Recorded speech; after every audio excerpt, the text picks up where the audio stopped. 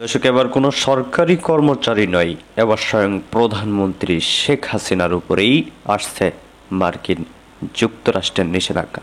কঠিন বিপদে পড়ে গেল ঈদের আগেই প্রধানমন্ত্রী শেখ হাসিনা, হয়তোবা ঘুমটা হারাম হয়ে গেল। সাবেক সেনাপ্রধান জনাব আজিজ আহমেদের উপরে যখন আমেরিকার স্যাংশন আসলো দুর্নীতির দায়ে, তখন একটা আলোচনা আমাদের জনপরিসরে খুব হয়েছে। সেটা হচ্ছে, জনাব আজিজি কি শেষ? আর কারো উপরে কি এরকম কিছু আসতে পারে? এই আলাপটা আসার যৌক্তিক কারণ আছে, এবং সেটা আসলে কি কিছুটা আভাস আমরা সম্ভবত পাচ্ছি। দুর্নীতির দায়ে মার্কিন নিষেধাজ্ঞায় পড়বে নতুন কেউ। এতদিন সরকারি কর্মচারীরা মার্কিন নিষেধাজ্ঞায় পড়েছে, এবার হয়তোবা সরকার প্রধান নিজেই মার্কিন নিষেধাজ্ঞার কবলে পড়েছেন। দর্শক, এমনই গোপন সংবাদ দিয়েছেন ডক্টর জাহিদুর রহমান, জনপ্রিয় রাজনৈতিক বিশ্লেষক। তিনি যে বিশ্লেষণটা করেছেন, গোপন সংবাদ দিয়েছেন, সেটা আমরা দেখব। তাহলে বুঝতে পারবেন সরকার প্রধান সহ কে কে এবার নিষেধাজ্ঞায় পড়তে যাচ্ছে। তো দর্শক, চলুন স্ক্রিনে। সেনাপ্রধান জনাব আজিজ আহমেদের উপরে যখন আমেরিকার স্যাংশন আসলো দুর্নীতির দায়ে, তখন একটা আলোচনা আমাদের জনপরিসরে খুব হয়েছে। সেটা হচ্ছে, জনাব আজিজি কি শেষ? আর কারো উপরে কি এরকম কিছু আসতে পারে? এই আলাপটা আসার যৌক্তিক কারণ আছে, এবং সেটা আসলে কি কিছুটা আভাস আমরা সম্ভবত পাচ্ছি। জনাব ডোনাল্ড লু, আমেরিকার সহকারী পররাষ্ট্রমন্ত্রী, আসলে ওনারা সেক্রেটারি বলেন, অ্যাসিস্ট্যান্ট সেক্রেটারি অফ স্টেট, তিনি একটা সাক্ষাৎকার দিয়েছেন ভয়েস অফ আমেরিকার সাথে। এবং এই সাক্ষাৎকারটা দেয়া মানে কিন্তু আমরা এটা বুঝতে পারি যে আমেরিকার কিছু পলিসি নিয়ে, কিছু স্ট্যান্স নিয়ে এক ধরনের অ্যাম্বিগুইটি আছে, এক ধরনের অস্পষ্টতা আছে আমাদের কারো কারোর মধ্যে। সেগুলো তিনি কিছু বলতে চেয়েছেন। এবং একই সাথে আরেকটা গুরুত্বপূর্ণ প্রশ্নেরও আমরা আসলে এখানে একটু জবাব খোঁজার চেষ্টা করব, যে বাংলাদেশের গণতন্ত্রের পরিস্থিতিটাকে কি, বা গণতন্ত্র, মানবাধিকার, এগুলো নিয়ে কাজ করা কি আমেরিকা বন্ধ করে দিল? এই ধরনের আলাপ, এই দুটো প্রশ্নেরই জবাব আমরা জনাব লুয়ের সাক্ষাৎকার থেকে পাওয়ার চেষ্টা করব। উনি আরও কিছু কথা বলেছেন, আমি আগে ওই খুচরো কথাগুলো বলি, তারপর পরের অংশে শেষের দিকে আমি আসলে গুরুত্বপূর্ণ দুটো প্রশ্নের জবাব। আমেরিকা কি বাংলাদেশের গণতন্ত্র নিয়ে কথা বলা থামিয়ে দিচ্ছে? আরেকটা হচ্ছে, দুর্নীতি নিয়ে কি আর কারো উপরে স্যাংশন আসতে পারে? এই দুটো প্রশ্ন। প্রাথমিকভাবে যেটা হয়েছে সেটা হলো, অনেকগুলো প্রশ্ন তাকে করার চেষ্টা করা হয়েছে। এর মধ্যে একটা ছিল যে তিনি যে গেলেন রাজনৈতিক দলগুলোর সাথে গেছেন, এবং এখন প্রশ্ন করা হচ্ছে যে এখন নমনীয় ভূমিকা নেওয়া হচ্ছে। তো তিনি বলছেন যে আগে আমরা গেছি, সবার সাথে বসেছি, চেষ্টা করেছি নির্বাচন নিয়ে কাজ করার জন্য, এবং এরপর যেসব যা যা হয়েছে, অনিয়ম সহিংসতা হয়েছে, সেগুলো বিশ্বাসযোগ্য তদন্ত করতে এবং এগুলোর জন্য সরকারকে অনুরোধ করেছে, এবং এই জিনিসগুলো চালু থাকবে। সো তাহলে প্রথম প্রশ্নটা, মানে প্রথম প্রশ্ন না, ইনফ্যাক্ট এটা আমি বলছি যেগুলো লেস ইম্পর্টেন্ট সেগুলো নিয়ে একটু কথা বলতে চাই, এটা করেছে। কিন্তু উনি যে এবার আসলেন, উনি সুশীল সমাজের সাথে বসেছেন, কিন্তু উনি বিএনপির সাথে বা বিরোধী দলের সাথে বসেননি। এটা কেন করেছেন? একটা গুরুত্বপূর্ণ প্রশ্ন। এই আলাপটা আমাদের সমাজে ছিল। জনাব ব্লু এভাবে জবাব দিচ্ছেন, পড়ি। এটা সত্য যে গত বছর নির্বাচনের আগে আমি বিভিন্ন রাজনৈতিক দলের নেতাদের সঙ্গে গোল টেবিল বৈঠকের সুযোগ পেয়েছিলাম। এটা প্রাক নির্বাচনের সময় নয়, তাই এবারের সফরে আমি রাজনৈতিক দলগুলোর সঙ্গে দেখা করিনি। এবার উনি ঢাকায় থাকাকালীন আমার সৌভাগ্য হয়েছে বাংলাদেশের বিভিন্ন গোষ্ঠীর প্রতিনিধিদের সাথে দেখা করা, সুশীল সমাজের প্রতিনিধি থেকে শুরু করে সরকারি কর্মকর্তারা, ক্রিকেট টিমের কথাও বলেছেন। আসলে আওয়ামী লীগের সাথে আসলে বসেননি, তাই না? উনি আসলে বসেছেন সরকারের সাথে, সরকারের বিভিন্ন পর্যায়ের মানুষজনের সাথে। এবং উনি বলছেন এটা নির্বাচনের আগের সময় না বলে উনি বিএনপির সাথে বসেননি, যদিও আমরা এটাকে তারপর এক ধরনের সিগন্যাল হিসেবে দেখতে পারি। কারণ এর আগে নির্বাচনের পরই আফরিন আক্তার, তার যিনি জুনিয়র, যিনি বাংলাদেশের ডেস্ক দেখাশোনা করেন, তিনি এসেছিলেন এবং তিনি বিএনপির সাথে কিন্তু বসেছিলেন, দেখা করেছিলেন। তার সাথে আরেকজনও ছিলেন, প্রধান মানে যারা বাইডেনের উপদেষ্টা আইলেন লাবাখা। এরপর কি কি করছেন না করছেন দুর্নীতি নিয়ে, সেগুলো নিয়ে আবারও বলছি, একটু পরে বলছি। সেটা হলো, বাংলাদেশে যে মিয়ানমার এবং বাংলাদেশকে ভেঙে একটা রাষ্ট্র আলাদা করে তৈরি করার, খ্রিস্টান রাষ্ট্র তৈরি করার পরিকল্পনা করা হচ্ছে, এবং বিমান ঘাঁটি, যদিও প্রধানমন্ত্রী এখানে স্পেসিফিকলি আমেরিকার কথা বলেনি, কিন্তু এই প্রশ্নটাই জনাব লুকে করা হয়েছিল। জনাব লু জবাব দেন, এসব অভিযোগ সম্পূর্ণ মিথ্যা। আমরা বাংলাদেশের সার্বভৌমত্বকে সম্মান করি।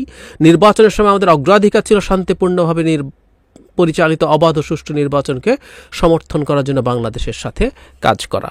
জলবায়ু পরিবর্তন নিয়ে কথা এসছে, আমি আর ওটাই খুব বেশি যাই না, খুব বেশি সিগনিফিক্যান্ট, আই এম সরি এভাবে বলার জন্য। জলবায়ু পরিবর্তন খুবই গুরুত্বপূর্ণ ব্যাপার, কিন্তু আমাদের এখন রাজনৈতিক পরিমণ্ডলে এটা এখন ঠিক অতটা গুরুত্বপূর্ণ ইস্যু না। ইন্দো প্যাসিফিক যে আছে সেই নীতিতে বাংলাদেশের ভূমিকা নিয়ে তার কাছে জানতে চাওয়া হয়েছিল। এই জায়গাটা একটু পড়ি, কারণ বাংলাদেশের সাথে আসলে সামনে আমেরিকার ইন্টারাকশনের ক্ষেত্রে ইন্দো প্যাসিফিক স্ট্র্যাটেজি খুব গুরুত্বপূর্ণ একটা ইস্যু হয়ে থাকবে, বহুদিন থাকবে, কারণ আমেরিকা তার ইন্দো প্যাসিফিক স্ট্র্যাটেজি থেকে সরে আসার কোনো কারণ নেই।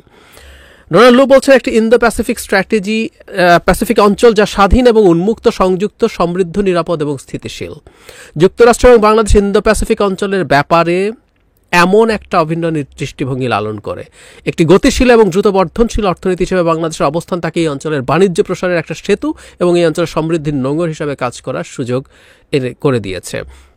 আমরা এই অঞ্চলের অন্তর্ভুক্তিমূলক অর্থনৈতিক প্রবৃদ্ধি বাড়ানোর পাশাপাশি নিরাপত্তা, সহযোগিতা বৃদ্ধি, জলবায়ু সংকট মোকাবেলা এবং গণতন্ত্র, মানবাধিকার উন্নয়নে আমাদের বাংলাদেশি অংশীদারদের সাথে কাজ করার দিকে মনোনিবেশ করেছি। এসবগুলো আমাদের জনগণের সুফল বয়ে আনবে। খেয়াল করে এখানে গণতন্ত্র এবং মানবাধিকারের উন্নয়নে বাংলাদেশ সহযোগী, এই জায়গায় আরেকটা জায়গায় কথা বলেছে, সুতরাং আমরা ওইটাও আরেকটু করে নেব। কিন্তু সবচেয়ে জরুরি কথা হচ্ছে নিরাপত্তা, সহযোগিতা বৃদ্ধি। মানে আসলে ইন্দো প্যাসিফিক স্ট্র্যাটেজি নিয়ে আমরা বহুবার কথা বলেছি, এটা আদতে চায়না কন্টেইনমেন্টের একটা প্রজেক্ট, এটা রাগ ঢাক না করে বলে ফেলাই যায়।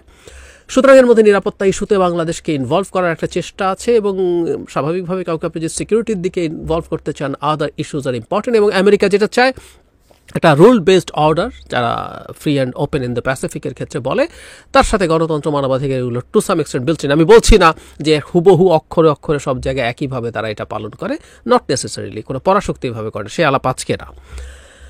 গণতন্ত্র নিয়ে ইনফ্যাক্ট ওনাকে একদম স্পেসিফিক একটা প্রশ্ন করা হয়েছিল, আমি সেই প্রশ্নটা একটু করতে চাই। সেটা হচ্ছে এরকম,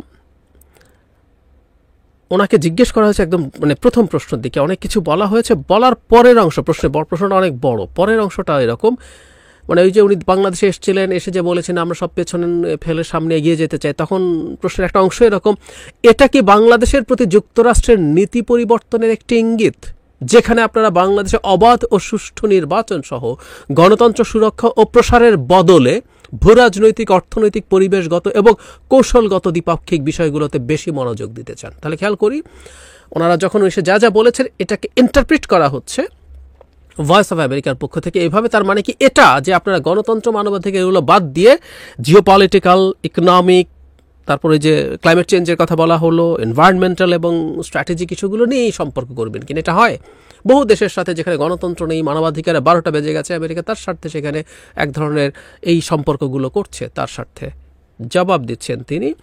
অনেকগুলো বলেছেন, এটা আমার কাছে ইম্পর্টেন্ট না, উনি কি করেছেন না করেছেন, কি কি অংশীদারিত্ব হবে, কিন্তু এই জবাবেরই একসাথে বলছেন সেই সাথে বাংলাদেশের গণতন্ত্র ও মানবাধিকার পরিস্থিতির উন্নয়ন আমাদের জন্য একটি অগ্রাধিকার। আমরা সুশীল সমাজ ও সাংবাদিকদের গুরুত্বপূর্ণ কাজকে সমর্থন করে যাবে এবং বিশ্বের বিভিন্ন দেশের মতো বাংলাদেশের গণতান্ত্রিক প্রক্রিয়া ও প্রতিষ্ঠানগুলোর পক্ষে সমর্থন অব্যাহত রাখব। তার মানে খেয়াল করে লিডিং প্রশ্ন করা হয়েছিল, প্রশ্নটা করা দরকারই ছিল, কারণ এটা নিয়ে এক ধরনের অস্পষ্টতা আছে এবং আওয়ামী লীগের লোকজন এই ধরনের কথাবার্তা বলার চেষ্টা করেছে যে আমেরিকা নির্বাচনের আগে যে ধরনের অ্যাটিটিউড দেখিয়েছিল, যা যা করেছিল, সেটা থেকে তারা পুরোপুরি সরে এসছে। আমি যেটা আবারও পড়ি, বাংলাদেশের গণতন্ত্র ও মানবাধিকার পরিস্থিতির উন্নয়ন আমাদের জন্য একটি অগ্রাধিকার। আমরা সুশীল সমাজ ও সাংবাদিকদের গুরুত্বপূর্ণ কাজকে সমর্থন করে যাব এবং বিশ্বের বিভিন্ন দেশের মতো বাংলাদেশেও গণতান্ত্রিক প্রক্রিয়া ও প্রতিষ্ঠানগুলোর পক্ষে সমর্থন অব্যাহত রাখব।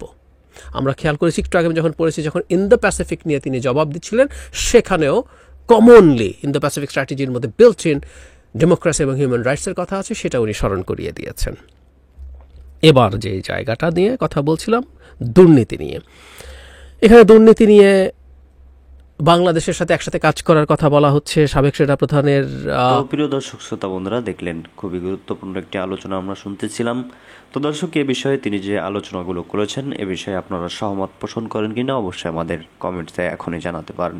আর পরবর্তী আপডেটগুলো জানতে চ্যানেলটি অবশ্যই সাবস্ক্রাইব করে পাশে রাখা বেল আইকনটি বাজিয়ে দিবেন। ধন্যবাদ। আসসালামু আলাইকুম ওয়া রাহমাতুল্লাহি ওয়া বারাকাতুহু।